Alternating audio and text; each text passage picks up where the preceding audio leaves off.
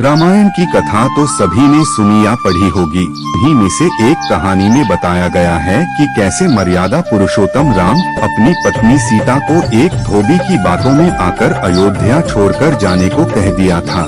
लेकिन क्या आपको पता है कि वो धोबी के रूप में जन्मा एक पक्षी था, जिसके श्राप की वजह से ही माता सीता को वन में भटकना पड़ा था। ना माता सीता को श्राप मिला था जो उन्हें वन वन भटकना पड़ा।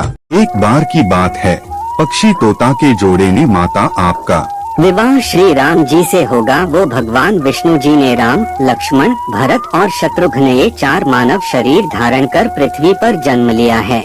श्री राम महर्षि विश्वामित्र और अपने छोटे भाई लक्ष्मण के साथ हाथ में धनुष लिए मिथिला आएंगे और शिव जी के धनुष को तोड़कर माता सीता से विवाह करेंगे। सच में आप कैसे जानते हो ये सब? माता, हम भविष्य देख सकते कि माँ, हमने आपको सब कुछ बता दिया, अब हमें चलना चाहिए। पक्षियों की बातें सुनकर माता सीता के मन में और भी बातें जानने की इच्छा से पूछा कि राम कहाँ होंगे, वे किसके पुत्र हैं?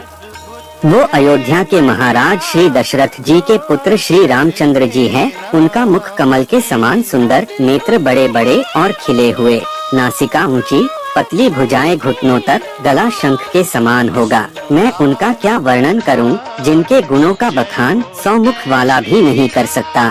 जानकी देवी धन्य हैं, जो जल्द ही रघुनाथ जी की पत्नी बनकर उनके साथ कई वर्ष तक राज करेंगी।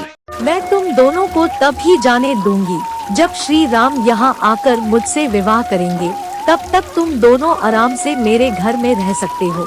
ये सुनकर मादा तोता जानकी से कहती कि हम वन के पक्षी हैं, हमें घर में सुख नहीं मिलेगा।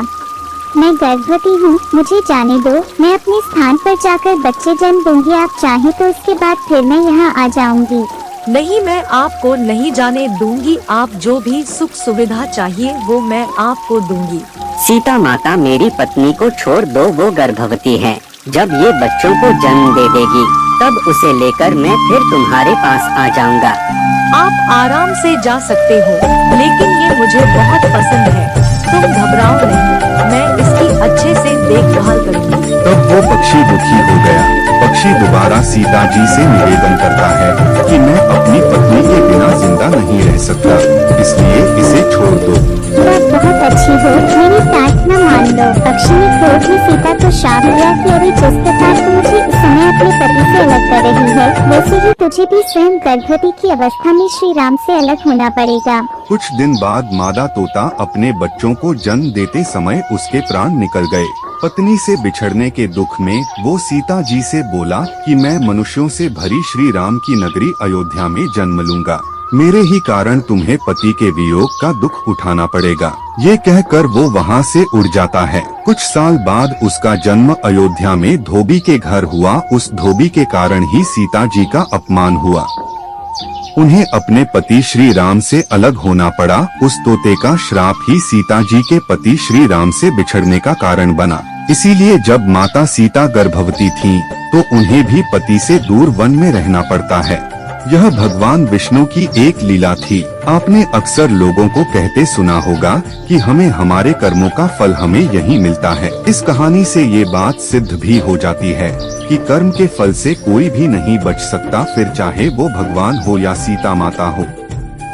सभी को अपने कर्मों को फल भोगना पड़ता है।